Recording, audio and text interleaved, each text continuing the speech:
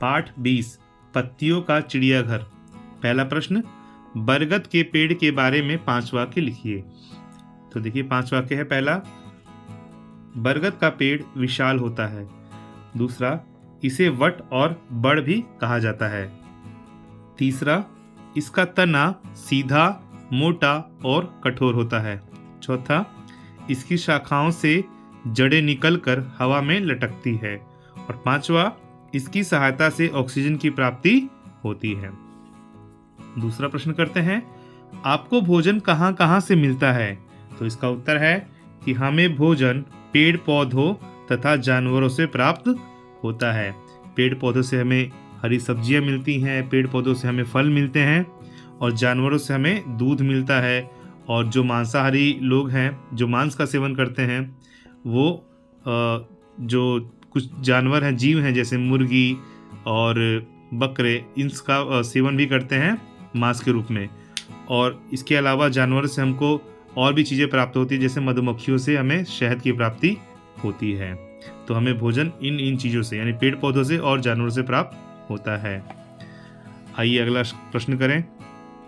प्रश्न संख्या 3, अंकों से शब्द बनाइए। तो देखिए यहाँ पे है नव जोड़ रत्न, तो ये नवरत्न हो गया, यानी 9 रत्न हो जिसमें वो नवरत्न होता है। तो वैसे ही अंक यहाँ पे देखिए लिखा हुआ है चौ, त्रि, सप्त, षट और पंच। इससे हमको एक एक शब्द बनाना है। तो आइए बनाते हैं। यहाँ पे चौ मतलब 4, और यहाँ पे राहा, यानी चौ जोड़ राहा, चौराहा, यानी जिसके 4 राह हो। त्रिनेत्र, यानी 3 नेत्र वाला, त्रिनेत्र होता है, जिसके 3 नेत्र हो। इसके बाद है सप्त जोड़ ऋषि, सप्त ऋषि, 7 ऋषि। सट जोड़ कोण, यानी षटकोण हो गया ये, 6 कोण वाला। पंच जोड़ वटी, पंचवटी। तो आइए हम लोग अब अगला प्रश्न करते हैं। कोष्ठक से उपयुक्त विकल्प चुनकर रिक्त स्थानों में भरिए। पहला है, बरगद के पेड़ से क्या लटकती हैं? जटाएं लटकती हैं। इसके बाद है, गडेरिये क्या काम करते हैं? तो भेड़ चराने का काम करते हैं। केंचुआ जमीन के अंदर रहता है। जमीन के अंदर रहता है या पेड़ पर? तो जमीन के अंदर रहता है। आम मीठा होता है और आंवला खट्टा होता है।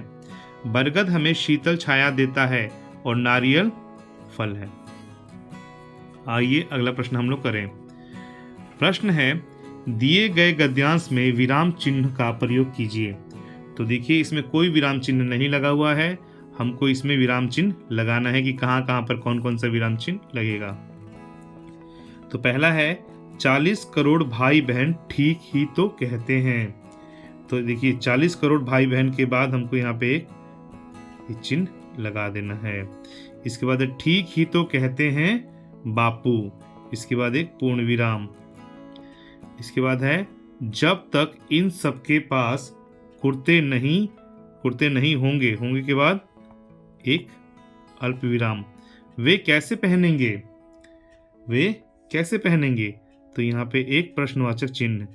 वह सबसे बड़े जो हैं। तो यहाँ पे एक अल्प विराम। सबके बापू जो है, इसके बाद ये पूर्ण विराम। भोले बालक को समझ में आया कि सारा देश ही बापू का परिवार है। तो यहाँ पे एक पूर्ण विराम। तो यहाँ पे विराम चिन्ह हम लोगों ने इस प्रश्न में लगा दिया, इस गद्यांश में लगा दिया। आइए अगला प्रश्न करें। दिए गए शब्दों के संधि विच्छेद कीजिए। तो देखिए संधि विच्छेद यहाँ पे, पुस्तकालय का होगा पुस्तक जोड़ आलय, पुस्तकालय। महोत्सव का होगा महा जोड़ उत्सव। नयन का होगा नए जोड़ नयन। इत्यादि का होगा इति जोड़ आदि। उल्लास का होगा उत जोड़ लास, उल्लास। उमेश का होगा उमा जोड़ ईश।